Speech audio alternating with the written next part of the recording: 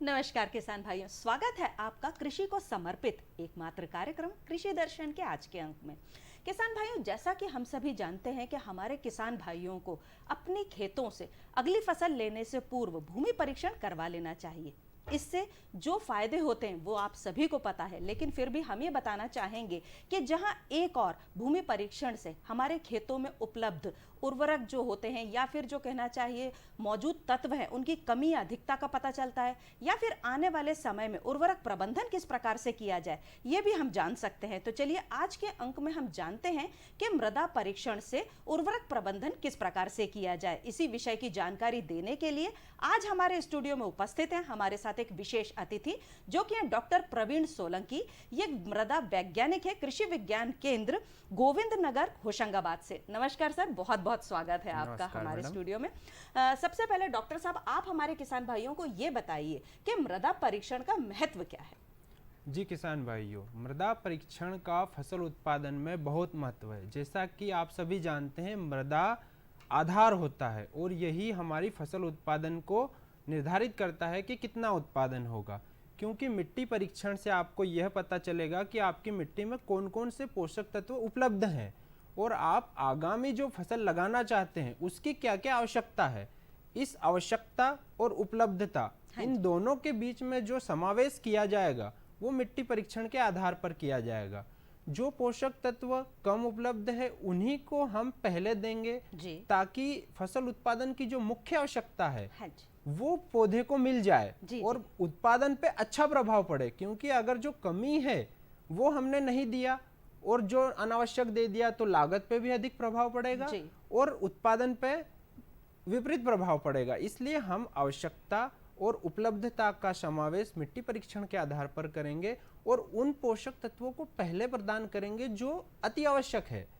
इससे लागत को कम करते हुए उत्पादन पे बहुत ही लाभदायक प्रभाव पड़ेगा। इसलिए मिट्टी परीक्षण करना अति आवश्यक है। जी किसान भाइयों को अगर ये हम बताना चाहें कि मिट्टी परीक्षण किस प्रकार से किया जाता है या फिर नमूना किस प्रकार से लिया जाता है तो वो आप बताएं। जी बिल्कुल मैडम, यह बहुत अच्छा प्रश्न है, क्योंकि अगर हमें अच्छा परिणाम चाहिए तो मिट्टी का नमूना भी बहुत अच्छे से लिया जाना चाहिए। अगर नमूने में हमने लापरवाही बरती तो हमारा परिणाम अच्छा नहीं आएगा। नमूना लेने के लिए सबसे पहले कुछ सावधानियां ध्यान में रखी जाती है, जैसे कि खेत खाली होना चाहिए। इसका उद्देश्य यह है कि अगर खड़ी फसल से हमने नमूना लिया तो क्या होगा किसान भाइयों की नमूना लेने के बाद जो फसल खड़ी है वो और पोषक तत्वों का दोहन करेगी, तो हमारे जो पोषक तत्वों की उपलब्धता है वो कम हो जाएगी। इसलिए खेत खाली होना चाहिए। दूसरा, अगर खेत में पेड़ है तो पेड़ की छांव वाले हिस्से से नमूना नहीं लेना है। वहां जो पत्तियां गिरेगी वो जैविक कार्बन को बढ़ा देगी। इसलिए वहां से नमूना नहीं लेना है। तीसरी बात यह ध्यान में रखना है कि अगर कोई ढलान वाला हिस्सा है तो वहां जनरली क्या होता है, पोषक तत्व लीचिंग और पानी के साथ बह के इकट्ठे हो जाते हैं। तो वहां से अगर आप नमूना लेंगे तो आपके नमूने में पोषक तत्वों की उपलब्धता ज्यादा रहेगी और दूसरी जगह कम रहेगी। इसी तरीके से अगर खेत में कहीं गोबर है या कोई अन्य फसल अवशेष है तो वो नमूने में नहीं आना चाहिए, नहीं तो आपका जो जैविक कार्बन है वो प्रभावित हो जाएगा। इस तरीके से आप 6 से 7 जगह से प्रति एकड़ नमूना लेंगे और नमूना लेते समय सर्वप्रथम आपको गड्ढा वी आकृति का करना है। वी आकृति के गड्ढे के एक छोर से नमूना निकालना है 1 इंच मोटा। तो यह क्या होगा, जड़ें जिस प्रकार से ग्रोथ करती है उसी तरीके से ऊर्ध्वाधर नमूना होगा। अगर आप वी आकृति का इस तरीके से गड्ढा करना है और इस तरीके से 1 इंची मोटी परत एक छोर से निकालनी है। किसान भाइयों को नमूने की गहराई का विशेष ध्यान रखना है। इसका आप इस तरीके से मूल्यांकन करेंगे कि जो भी फसल आप नमूना परीक्षण के आधार पर लगाना चाहते हैं उसकी जड़ें कितनी गहराई तक जाती है। उस गहराई का आपको नमूना लेना है। जनरली खाद्यान्न फसलों के लिए 8 से 10 इंच तक का नमूना लिया जाता है, लेकिन अगर किसी किसान भाइयों को उद्यान की फसल लगानी है ना, जैसे कोई बगीचा आम का लगाना है तो वो 1 मीटर तक का गहरा नमूना लिया जाता है। इससे ही आपके सही मृदा प्रोफाइल का नमूने का रिजल्ट मिले पाएगा और जड़ों की गहराई के अनुसार। तो ये सावधानियां ध्यान में रखते हुए किसान भाइयों को नमूना लेना चाहिए। अब जब किसान भाई 5-6 जगह से नमूना लेंगे तो उनकी मात्रा ज्यादा हो जाएगी। तो किसान भाइयों को एक अच्छी पल्ली पे इकट्ठा करके उनके 4 हिस्से करने हैं। 4 हिस्से करके विपरीत दिशा के 2 हिस्से रखना है और 2 हटा देना है। तो इससे क्या होगा, 5 किलो का नमूना आपका 2.5 किलो हो जाएगा। फिर 2 को 4 में विभाजित करके वापस से आपको इस तरीके की प्रक्रिया दोहराना है ताकि आधा किलो नमूना शेष बचे। और इस आधा किलो नमूने को आप समीप स्थित प्रयोगशाला में संपूर्ण जानकारी के साथ परीक्षण के लिए भेज दें। जी, किसान भाई अगर ये जानना चाहें कि किस प्रकार से, या कि जैसे कि उनका जो क्षेत्र है, ग्राम है, तो क्या उसके पास के जो कृषि विज्ञान केंद्र है वहां पर ये जो सुविधा है वो मौजूद है उनके लिए? जी मैम, बिल्कुल, यह आपने सही प्रश्न किया। मैं भी कृषि विज्ञान केंद्र से ही हूँ। हमारे वहाँ परीक्षण की सुविधा है। जनरली सभी कृषि विज्ञान केंद्र में यह सुविधा उपलब्ध रहती है। अच्छा जी। किसी कृषि विज्ञान केंद्र अगर किसान के खेत से दूर है तो समीप स्थित जो मिट्टी परीक्षण प्रयोगशाला होती है, जो विभाग द्वारा या मध्य प्रदेश सरकार के या जिस भी राज्य की सरकार है वहाँ की सरकार द्वारा भी ये रखा जाता है। तो मंडी में यह सुविधा उपलब्ध रहती है। विभाग स्तर पे भी रहती है, जिला स्तर या तहसील कह लीजिए, वहाँ पर यह प्रयोगशाला स्थित है। और यह एक बड़ी परियोजना है। जो मृदा स्वास्थ्य कार्ड परियोजना है, भारत सरकार की एक अग्रिम परियोजना है। किसानों के हित के लिए मिट्टी परीक्षण करवाएं और उसी के आधार पर उत्पादन बढ़ाएं और पोषक तत्वों का प्रयोग करें। यह एक बहुत बड़ी परियोजना का हिस्सा है।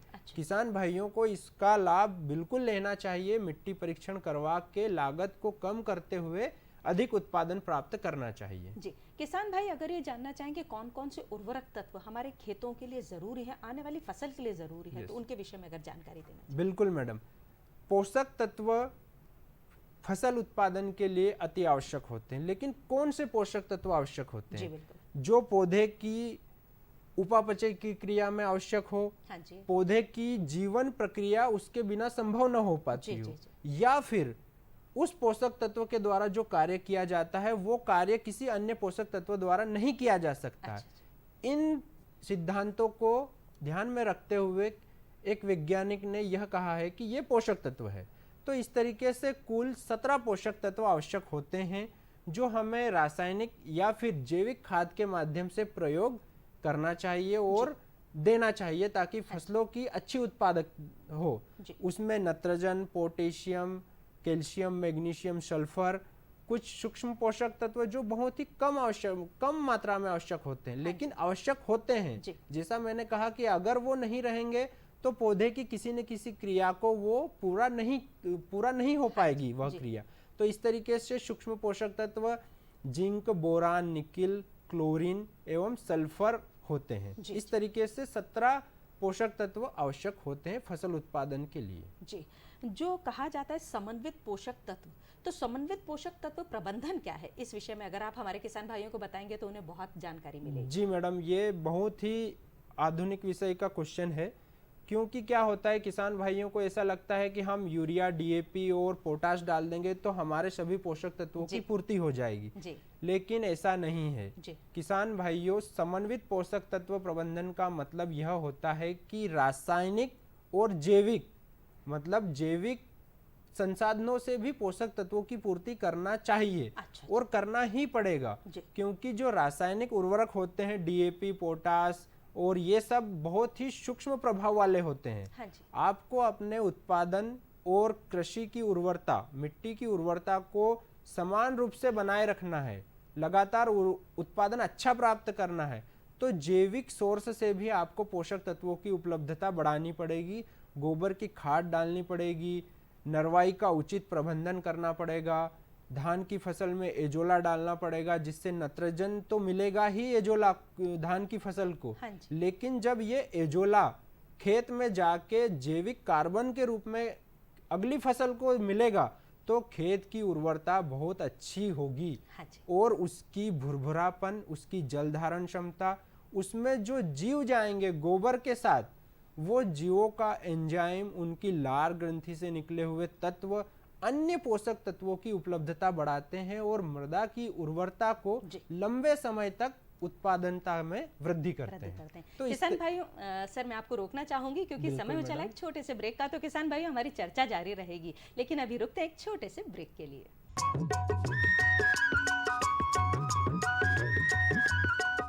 अरे भाई, सुना नहीं क्या? केसीसी ने किसानों का जिंदगी बदल दिया है। देश के छोटे किसान 1,60,000 रुपए तक का कर्ज बिना किसी गारंटी को ले पाएंगे। ब्याज खोरों से भी पीछा छूटा। मैं तो जैविक खेती का पूरा सामान मंगा लिया। केसीसी का भी कोई दबाव नहीं है। ब्याज चुकाने के लिए पूरा 1 साल मिलता है। समय पर भुगतान करने पर केवल 4% के सालाना ब्याज पे लोन मिल गया मुझे। अपना आधार कार्ड, लेटेस्ट फोटो और जमीन के कागजात लेके अप्लाई करो बस। और नामांकन भरने के लिए जेब भी ढीली नहीं करनी पड़ी।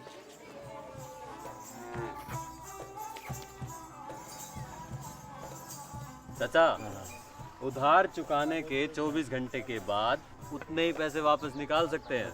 केसीसी ने किसानों की जिंदगी वाकई बदल दी है। तो आप भी किसान क्रेडिट कार्ड अपनाएं और सहजता से ऋण पाएं।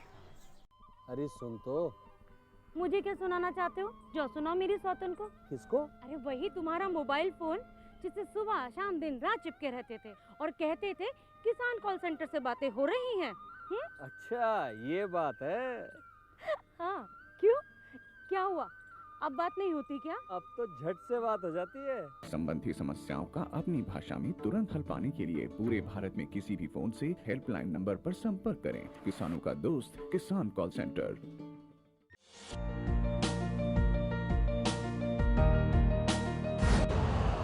यूरिया का स्वदेशी उत्पादन 70 लाख टन बढ़ाने के लिए 6 उर्वरक संयंत्रों का उद्धार किया जा रहा है।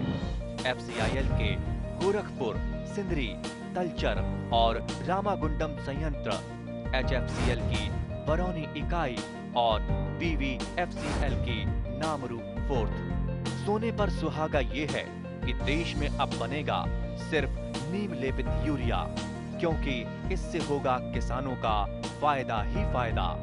अनाज का उत्पादन 10% तक बढ़ेगा। बढ़ेगी 10 से 15% नाइट्रोजन क्षमता।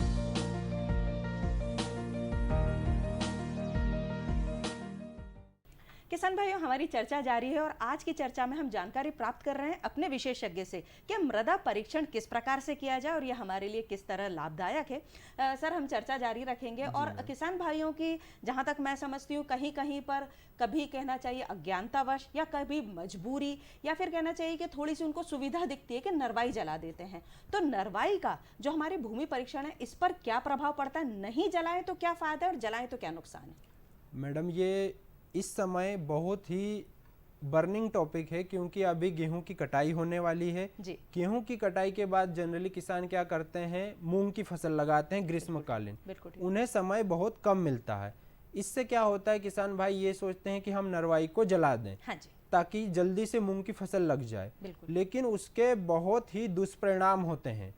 पहला दुष्परिणाम यह होता है कि खेत की पूरी पोषक तत्व नष्ट हो जाते हैं, क्योंकि नरवाई अपने आप में सभी पोषक तत्वों का समावेश वाला संसाधन है और पौधे ने वो पोषक तत्व मिट्टी से दोहन किए हैं। आप अपनी उपज प्राप्त कर लीजिए किसान भाई, और वो नरवाई वापस आपको खेत को देना है। तेरा तुझको अर्पण।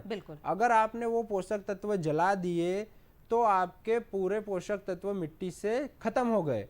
वो पोषक तत्व आप किसी न किसी माध्यम से प्रबंध कीजिए, नरवाई इकट्ठी कीजिए, खेत के पास एक गड्ढा बनाइए, उस गड्ढे में ये पूरी नरवाई डालिए, उस पे गोबर का लेप कीजिए और वो नरवाई पचने के बाद वापस अगली फसल में खेत में डालिए। ये तो हो गया फायदा, क्योंकि ये पोषक तत्वों का सबसे शक्तिशाली संसाधन है, ये खेत में वापस जाना चाहिए। ये पोषक तत्वों के प्रबंधन का प्राकृतिक कारण है, प्राकृतिक तरीका है।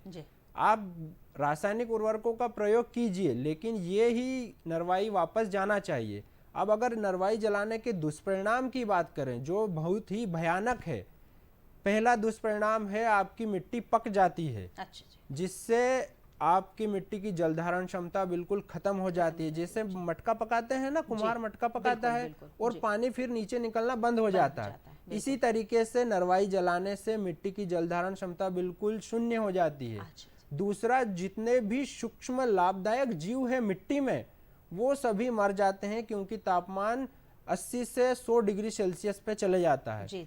यही सूक्ष्म जीव आपके मिट्टी में पोषक तत्वों की उपलब्धता बढ़ाते हैं। मिट्टी में पोषक तत्व है, लेकिन पौधा उन्हें नहीं ले सकता, क्योंकि पौधा उन्हें तभी ले पाएगा जब ये सूक्ष्म जीव उस पोषक तत्वों को आवेशित फॉर्म में बदलेंगे और पौधा उन्हें ले पाएगा।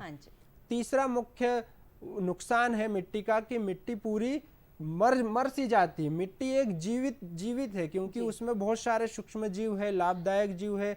जलाने से मिट्टी पूरी निर्जीव हो जाती है और जलधारण क्षमता कम हो जाती है, पूरी मिट्टी कड़क हो जाती है और इससे जड़ क्षेत्र का विकास बहुत ही मुश्किल से होता है, क्योंकि मिट्टी कठोर हो जाती है। जड़ों को चाहिए कि मिट्टी मुलायम हो, जड़ें जिधर जाना चाहे मिट्टी उसे जाने दे, उसमें बांधा न डाले। मिट्टी क्या करती है, जलने से कठोर हो जाती है और जड़ों के विकास में बांधा डालती है।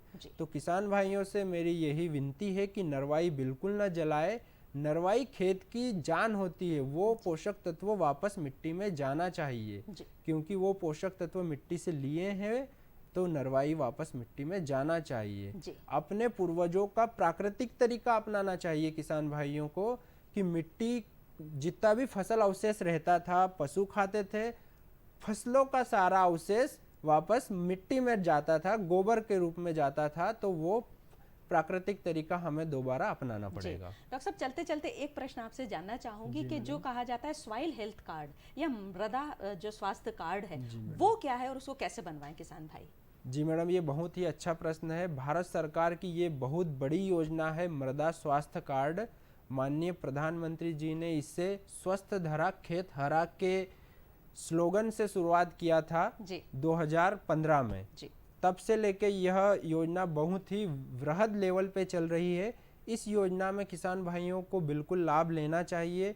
मिट्टी का परीक्षण करवाना चाहिए, मिट्टी की क्या स्थिति है, पोषक तत्व उसमें कौन कौन से उपलब्ध है। उन पोषक तत्वों के आधार पर एक स्वास्थ्य कार्ड बनाया जाता है, जिसे मृदा स्वास्थ्य कार्ड कहते हैं। उन पोषक तत्वों की संपूर्ण जानकारी उस कार्ड में दी जाती है। साथ ही साथ उस खेत की पूरी जानकारी, किसके नाम पर है, खेत की लोकेशन क्या है, उसका क्षेत्रफल कितना है, तो उसमें मतलब उस कार्ड में मृदा की संपूर्ण जानकारी रहती है। उस जानकारी के हिसाब से आगामी फसल के लिए कौन कौन से उर्वरक किस किस मात्रा में डालना चाहिए, ये जानकारी भी उस कार्ड में रहती है, ताकि किसान भाइयों को जिनको समझ में नहीं आता है, उन्हें बस ये समझ में आता है कि हमें यूरिया डालना है, लेकिन यूरिया में नत्रजन कितना है ये भी उस कार्ड में दिया रहता है। किसान भाई इससे ये समझ सकते हैं, जैसे कि हमारे घर के बच्चे होते हैं, उनको टीकाकरण के लिए जो होता है कि कौन सा टीका लग गया, कौन सा लगने वाला है, ये बहुत अच्छे उनको जानकारी प्राप्त रहती है और याद भी रहता है। जैसे बच्चों के स्वास्थ्य कार्ड में रहता है कि किस उम्र में कौन सा टीका लगना चाहिए, वैसे ही उस मृदा स्वास्थ्य कार्ड में यह संपूर्ण जानकारी रहती है कि कौन कौन से पोषक तत्व उपलब्ध है, मतलब मृदा की उर्वरता की क्या स्थिति है।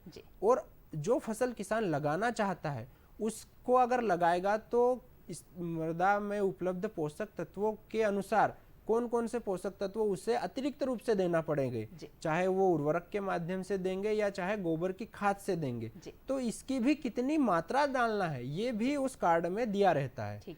तो इस योजना का किसान भाइयों को जरूर लाभ उठाना चाहिए। डॉक्टर साहब, आप हमारे स्टूडियो में आए और हमारे किसान भाइयों को इतनी रोचक जानकारी दी, उसके लिए आपका बहुत बहुत धन्यवाद। नमस्कार किसान भाइयों, आप कहीं मत जाइएगा, क्योंकि अब समय हो चला है खबरें खेती का।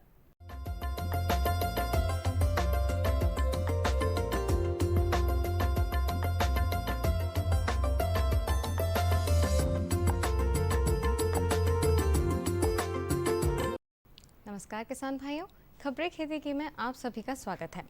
आइए जानते हैं आज की खास खबरें। हार्वेस्टर ट्रैक्टर पर रोड टैक्स 1% हुआ। औषधीय गुणों से भरपूर अर्जुन का पेड़। ग्रीष्मकालीन भिंडी की उन्नत खेती। पशुओं में खीस का महत्व। और आखिरी में जानेंगे कृषि वैज्ञानिकों की सलाह। और अब खबरें विस्तार से।